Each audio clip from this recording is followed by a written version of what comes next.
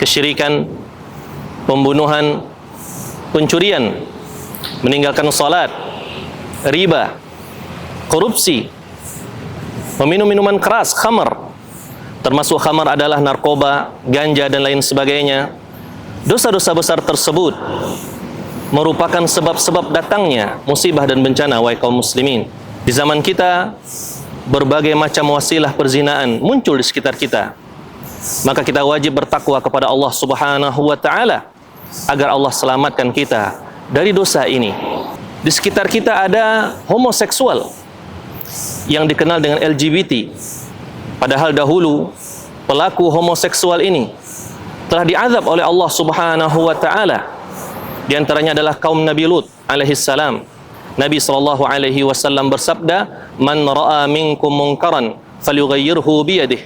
Siapa saja di antara kalian yang melihat kemungkaran, maka cegahlah, ubahlah dengan tangannya. Fa illam yastati' fa bilisanih. Kalau tidak mampu dengan tangannya, kebijakannya, kekuasaannya, maka hendaknya dengan lisannya. Nasihat